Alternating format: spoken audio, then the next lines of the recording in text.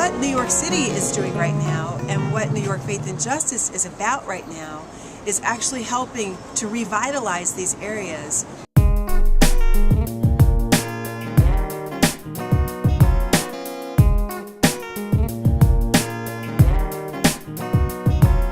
The process that we went through with the summit was really key because it gave the community, various aspects of the community, more ownership of food justice and eliminating food and health disparities in New York City.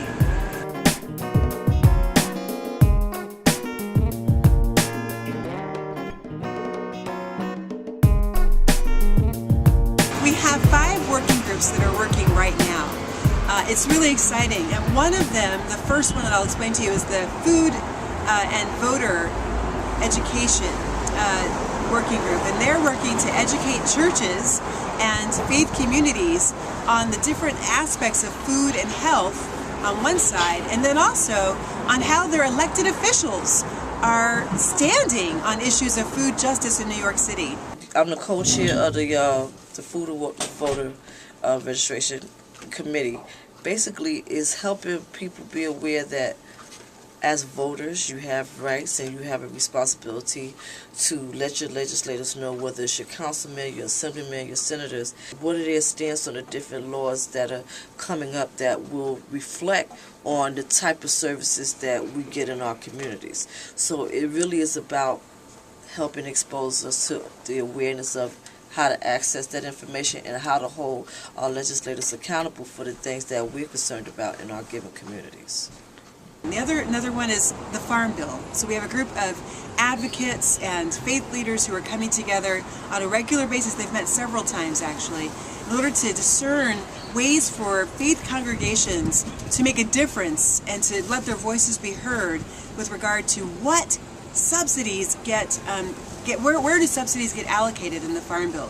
Do they get allocated toward soy and sugar and corn that actually causes diabetes and heart disease, or do they get allocated towards fresh fruits and vegetables, which give life? With the Farm Bill, which is essentially this big bill that's debated every 5 years that really determines everything about where you get your food from to what you eat.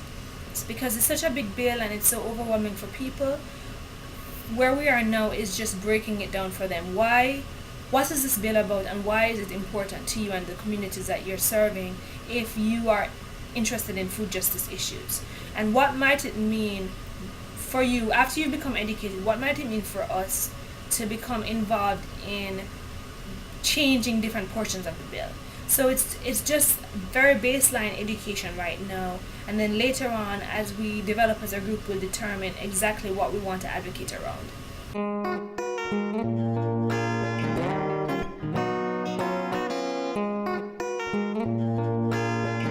So the third working group that I want to share with you is a group that's working on developing incentives for poor people to make healthy choices at the supermarket or at their local bodegas.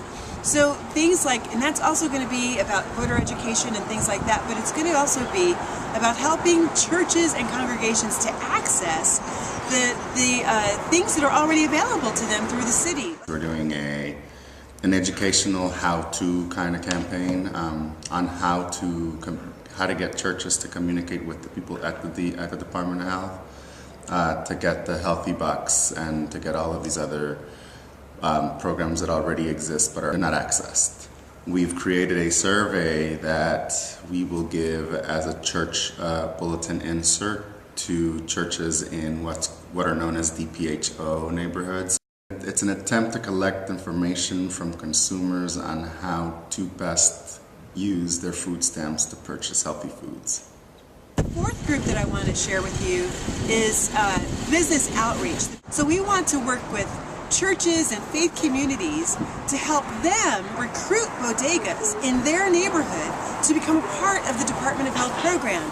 What that will do for these bodegas is it will give them more fresh fruit, more fresh vegetables to sell to their neighborhood areas, and it will give the bodega more of a constituency, more people who say, I will buy from your bodega if you provide fresh fruit and fresh food. The Community Engagement Working Group is the 5th and final working group that's in operation right now. And right now, they're actually working towards educating churches and congregations on how they can partner with community farms, urban farms and community gardens to grow more fresh food for emergency food shelters and also to help supplement the food that's sold in bodegas. That's something that we're working on now, trying to get a listing of all the community gardens and which one we will, definitely be working with.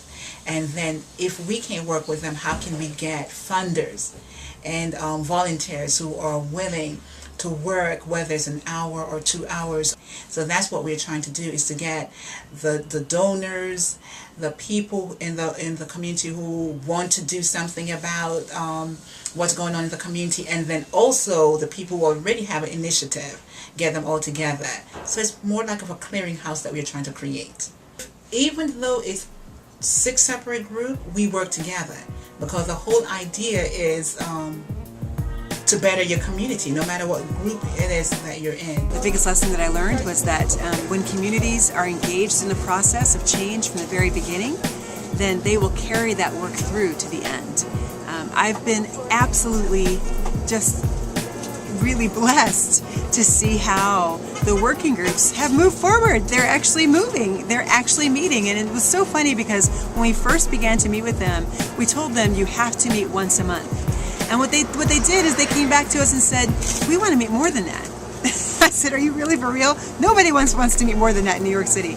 But they are. They're meeting, some of them are meeting 2 times a month, and some even more than that, in order to make sure that this work gets off the ground in the timetable that we've set, which is within a year. And then now we're working with the mayor's office, and that's wonderful too, because it's like you have this little group that is spreading out. And it's great. You're touching the lives of New York City residents that you don't even know. So that's great.